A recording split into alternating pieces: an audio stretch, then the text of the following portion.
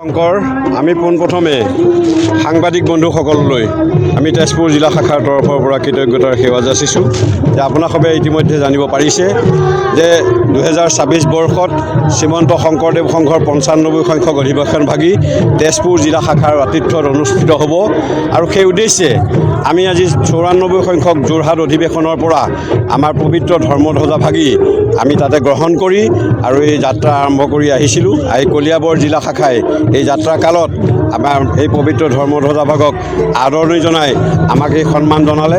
আমি তাৰ বাবে কলিয়াবৰ জিলা শাখাৰ ওচৰত চিৰকৃতজ্ঞ আৰু আমি আশা ৰাখিম যে সকলো সময়তে সকলো ক্ষেত্ৰত সকলো দিশত কেৱল কলিয়াবৰ জিলা শাখা নহয়, অসমবাসীৰ সহায় সহযোগ দিহা পৰামৰ্শ 95 সংখ্যক অধিৱেশনৰ সফলতাৰ মূলধন স্বৰূপ হৈ উঠিব।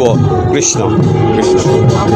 প্ৰথমতেই সাংবাদিক বন্ধুসকলৰ প্ৰতি আমি সেৱা জনাইছোঁ। শ্ৰীমন্ত শংকৰদেৱ সংঘ তেজপুৰ জিলা শাখাত আগন্তুক 2026ত শ্ৰীমন্ত শংকৰদেৱ সংঘৰ 95 সংখ্যক অধিৱেশন ভাগ অনুষ্ঠিত হ'ব।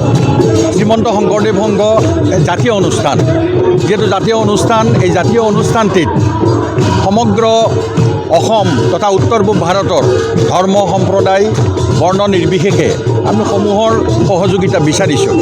আমি যোৰহাটৰ পৰা এয়া ধৰ্মীয় ধ্বজা কঢ়িয়াই আনিছোঁ। কলিয়াবৰৰ ৰাইজৰ যিটো উৎসাহ, তেখেতসকলৰ যিটো বদান্যতা, তেখেতসকলৰ যিটো আত্মীয়তা, সেই আত্মীয়তাই আমাক আহ্লাদিত কৰিছে।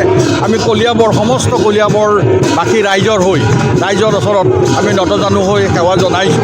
আৰু ইতিমধ্যে আমাৰ তেজপুৰ শ্বহীদ বাকৰিত আমাৰ যিটো জিলা কীৰ্তন গৃহ, তাত আজি আমাৰ এই ধৰ্মীয় ধ্বজা ৰখা হ'ব।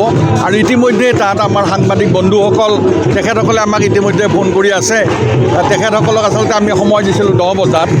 তেখেতসকল এই ঠাণ্ডাৰ দিনত নিশাৰ ভাগত আপোনাসৱ যেনেধৰণে আছে তেখেতসকলৰ ৰৈ আছে। গতিকে আমি সাংবাদিক বন্ধুসকল সবাৰ প্ৰতি আমি আন্তৰিক সেৱা জনাইছোঁ। আমি আশা ৰাখিছোঁ যে আগন্তুক 2026 বৰ্ষৰ 95 সংখ্যক অধিৱেশনৰ যি যাত্ৰা, তাত আপোনাসৱ সমস্তজন আমাৰ সহযোগী হওক, তাৰেই আমি কামনা কৰিছোঁ। কৃষ্ণ কৃষ্ণ।